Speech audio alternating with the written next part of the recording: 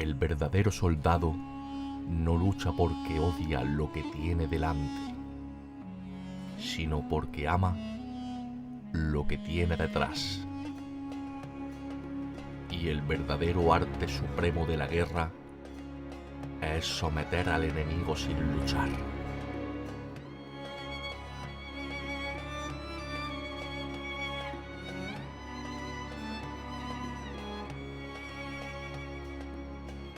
En 1917, los ejércitos británicos desplegados en Egipto, liderados por el general Edmund Allenby, avanzaron por la costa oriental del mar Mediterráneo y capturaron la ciudad tras vencer la fuerte resistencia otomana durante la campaña del Sinaí y Palestina en el marco de la Primera Guerra Mundial.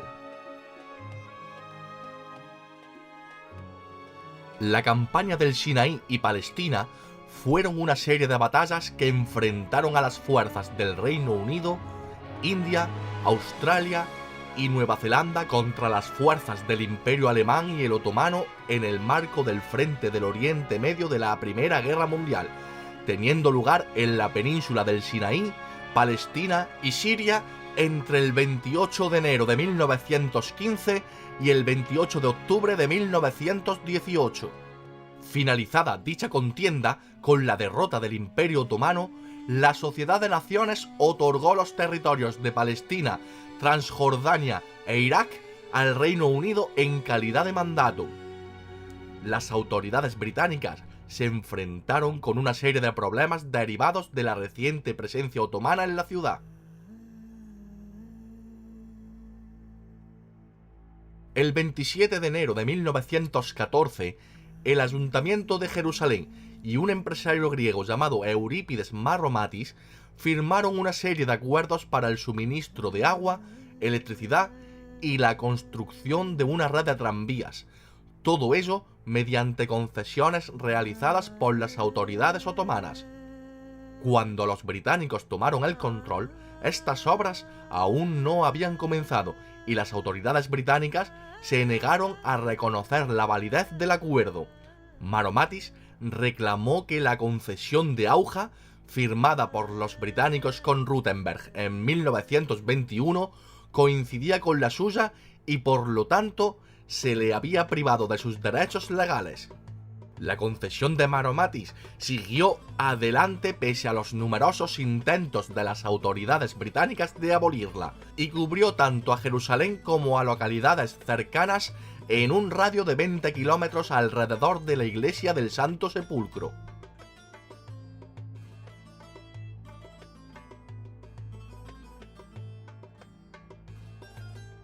Los británicos no pudieron calmar las crecientes hostilidades entre la población civil judía y árabe.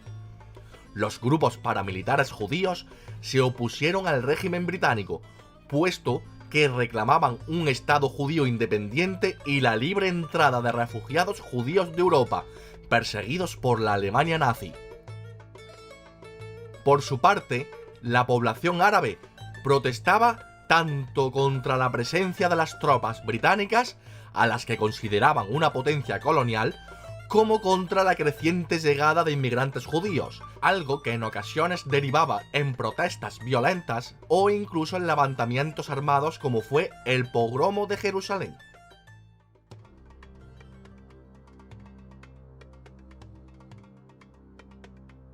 Los disturbios de Nabi Musa de 1920, también conocidos como disturbios de Jerusalén de 1920 o pogromo de Jerusalén, tuvieron lugar en la parte británica del territorio enemigo ocupado entre el domingo 4 y el miércoles 7 de abril de 1920 en la ciudad vieja de Jerusalén y sus alrededores.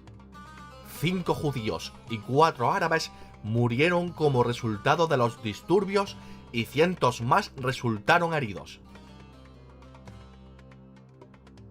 Los disturbios reciben su nombre de la festividad de Nabi Musa, con la cual coincidieron que tenía lugar anualmente durante la Semana Santa, durante una época de creciente tensión entre las comunidades árabe y judía. Los hechos tuvieron lugar poco después de la batalla de Tel Hai y en el contexto de la presión cada vez mayor ejercida sobre los árabes nacionalistas de Siria durante la guerra franco-siria.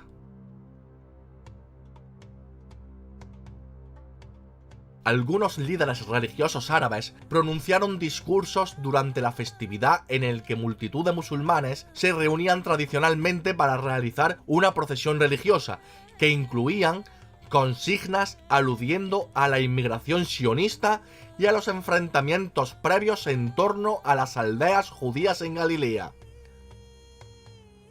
El motivo que hizo que la procesión se convirtiese en una revuelta no está claro del todo, pues algunas pruebas parecen indicar que hubo provocaciones sionistas, pero también es posible que fueran actividades árabes las que desencadenaran los disturbios.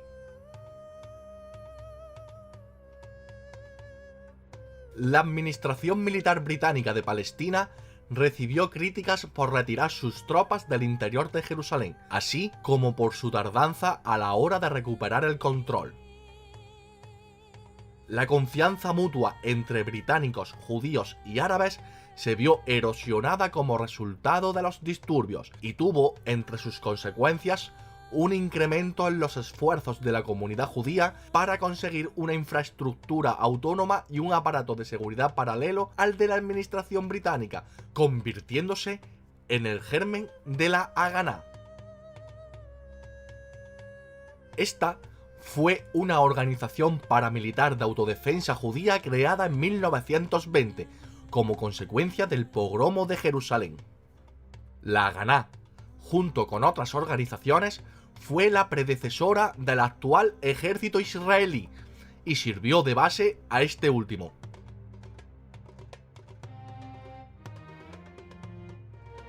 Como consecuencia de las revueltas, más de 200 personas fueron juzgadas como resultado de los disturbios, incluidos 39 judíos.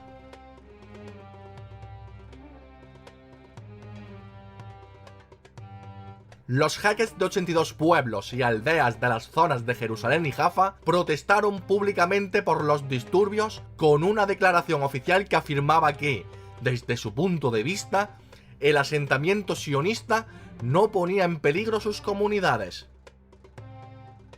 Otras declaraciones similares se enviaron por telegrama a Londres en 1922, año en el que cientos de jeques prestaron su autoridad y apoyo a la inmigración judía. El núcleo de estos posicionamientos era que la inmigración judía conseguiría, como afirmaba el propio movimiento sionista, mejorar las vidas de los árabes a base de hacer progresar el desarrollo industrial, aunque en ocasiones las protestas de estos jeques y sus telegramas a Londres se consiguieron a través de sobornos de la Organización Sionista Mundial.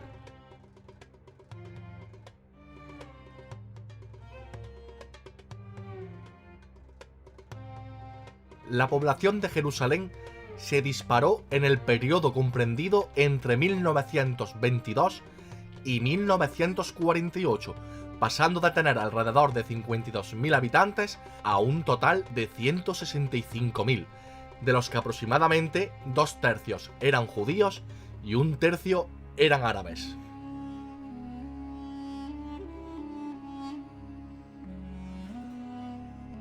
Bajo el gobierno británico, se construyeron nuevos suburbios verdes al norte y oeste de la ciudad, y se fundó, en 1925, la Universidad Hebrea de Jerusalén en el Monte Scopus, con la clase inaugural dictada en alemán por Albert Einstein.